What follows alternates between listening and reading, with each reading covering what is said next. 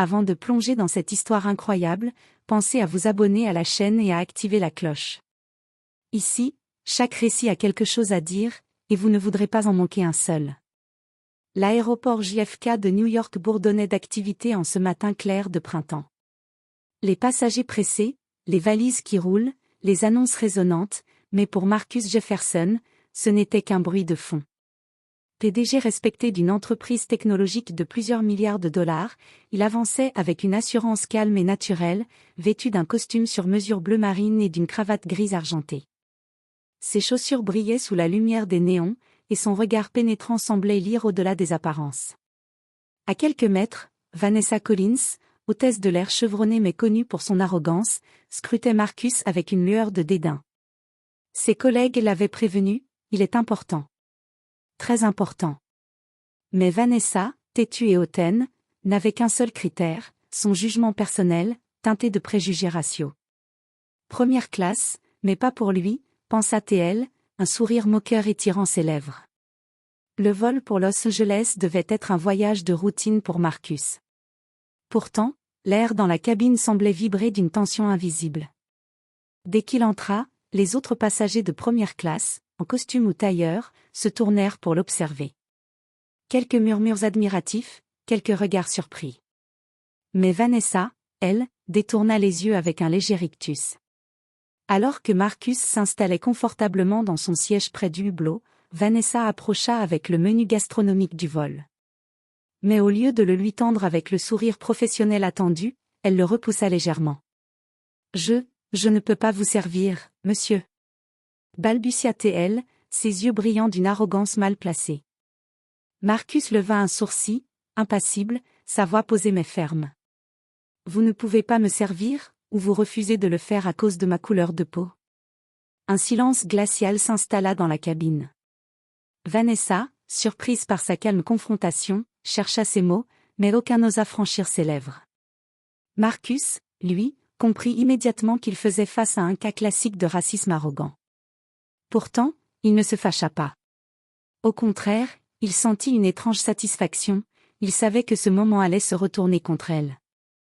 Tout autour, les passagers regardaient, certains intrigués, d'autres choqués. Marcus sortit discrètement son téléphone, enregistreur prêt, un léger sourire aux lèvres. Vanessa, pensant avoir le contrôle, ignorait qu'elle venait de sceller son destin. Ce vol allait devenir bien plus qu'un simple trajet, il serait le théâtre d'une leçon cinglante sur l'arrogance et le mépris. Le décollage approchait, les moteurs rugissaient, et Marcus Jefferson, calme et majestueux, s'apprêtait à transformer l'humiliation en justice, et le mépris en leçon publique.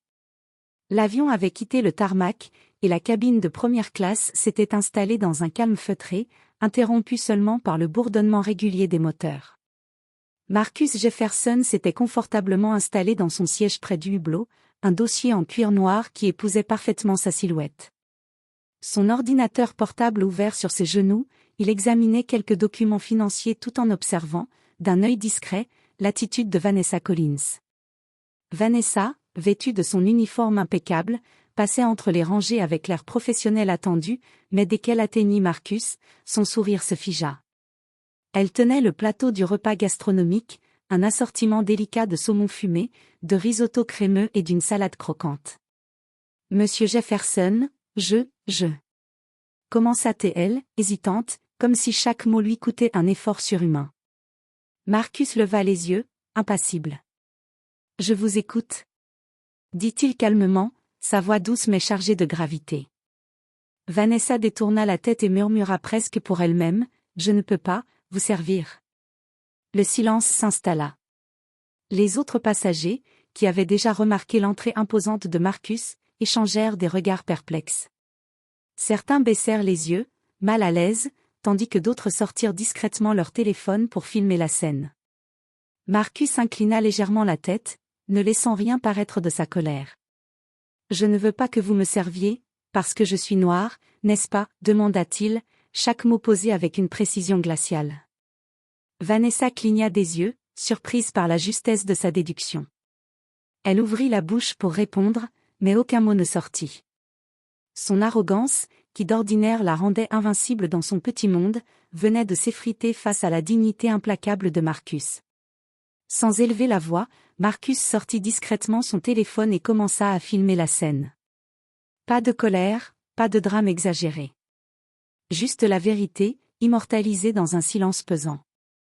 Il savait que la caméra et la patience seraient plus efficaces que tout éclat de voix. Les minutes passèrent, et Vanessa, incapable de servir Marcus, tenta de s'éclipser derrière un sourire forcé. Mais Marcus, toujours impassible, posa sa main sur le plateau vide et dit calmement. « Vous venez de décider que votre arrogance vaut plus que votre professionnalisme. Rappelez-vous, les actions ont toujours des conséquences. » À cet instant, la cabine entière semblait retenir son souffle. Chaque passager pouvait sentir que quelque chose de majeur venait de se produire. Ce vol, qui aurait dû être une simple traversée, venait de devenir le théâtre d'un affrontement silencieux entre l'arrogance raciste et la dignité inébranlable. Marcus retourna à ses documents, un léger sourire au coin des lèvres, tandis que Vanessa, humiliée mais encore inconsciente de l'ampleur de sa faute, continuait à passer dans l'allée avec un plateau vide, incapable de réparer l'instant qu'elle venait de gâcher. Et dans ce silence, Marcus savait déjà que la revanche, subtile mais implacable, ne tarderait pas à se déployer. Quelques heures après l'atterrissage à Los Angeles, Marcus Jefferson se dirigea calmement vers son hôtel 5 étoiles, son téléphone toujours dans la main. La vidéo qu'il avait discrètement enregistrée dans l'avion, montrant Vanessa Collins refusant de lui servir son repas en raison de sa couleur de peau, était maintenant prête à être partagée. Il prit une profonde inspiration et publia la vidéo sur ses réseaux sociaux professionnels et personnels, accompagné d'un texte sobre mais percutant. L'arrogance et le racisme n'ont pas leur place, même en première classe. La dignité et le respect sont universels.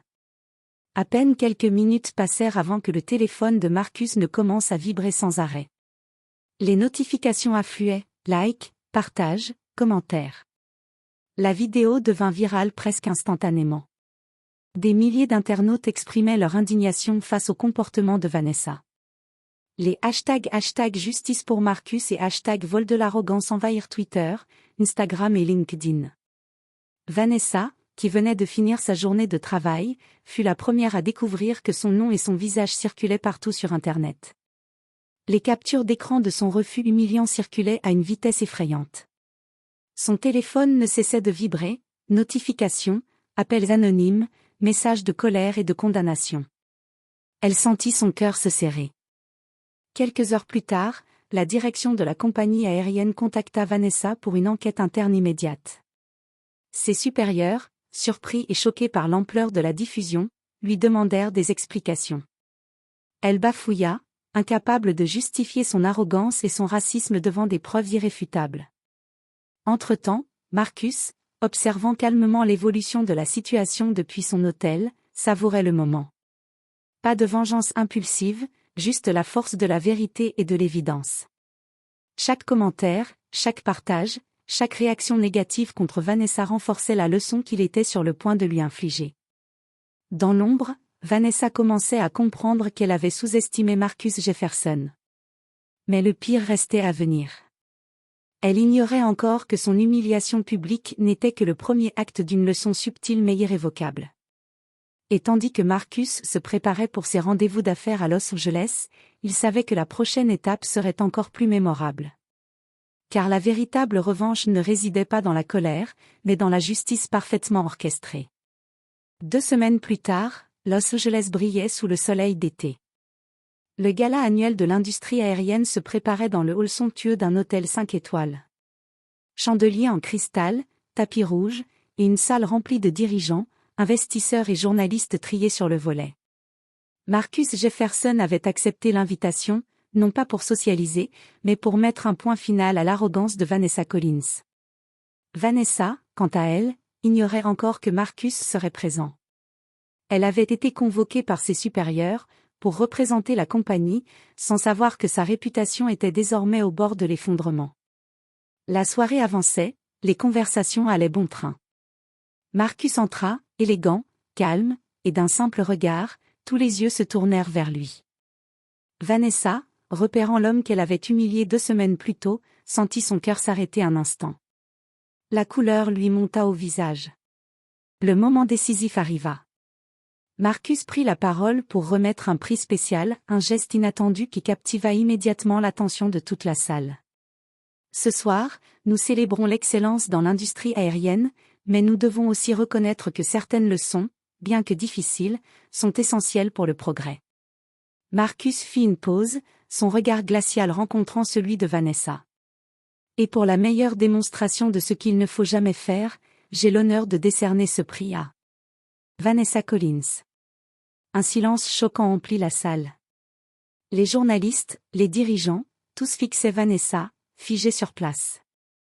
Marcus continua avec une voix calme mais tranchante. Le racisme et l'arrogance n'ont pas leur place, même dans la première classe.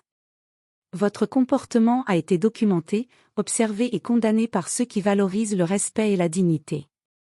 Puisse ce moment vous rappeler que chaque action a une conséquence.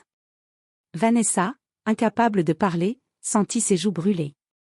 Ses collègues chuchotaient, certains essayant de la rassurer, mais le mal était fait. Le prix, qu'elle avait cru être un honneur, était en réalité une humiliation publique subtile, orchestrée avec intelligence et patience. Marcus termina son discours et se retira avec dignité. Vanessa, en larmes et profondément humiliée, réalisa que sa carrière venait de subir un coup irréversible. La leçon était claire, sous-estimer la dignité et l'intelligence d'autrui, surtout à cause de sa couleur de peau, pouvait coûter beaucoup plus qu'une simple réputation. La salle entière applaudissait, non pas pour Vanessa, mais pour Marcus, pour sa maîtrise de soi, son calme implacable et sa capacité à transformer une injustice en leçon publique. Ce gala devint le moment clé où le nom de Marcus Jefferson se grava dans l'esprit de tous comme celui d'un homme respecté, puissant et intouchable, capable de faire payer subtilement l'arrogance et le mépris. Le lendemain du gala, l'atmosphère dans la compagnie aérienne était électrique. La vidéo du discours de Marcus Jefferson avait déjà fait le tour des réseaux sociaux, relayée par les médias internationaux.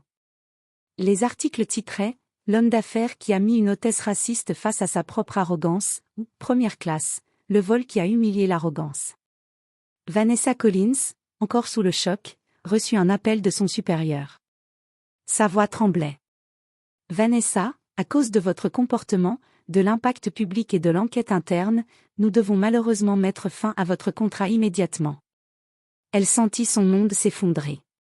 Des années d'expérience réduites à un simple mot, licencié.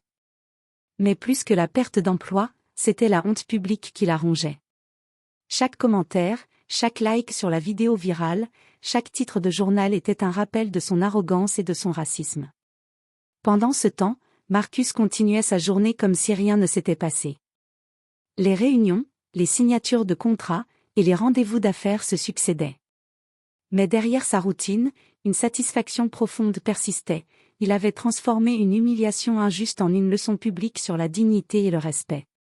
Les passagers, les collègues et même les dirigeants de l'industrie aérienne apprirent que l'arrogance raciste n'avait jamais sa place, et que sous-estimer quelqu'un en raison de sa couleur de peau pouvait avoir des conséquences dévastatrices et irréversibles.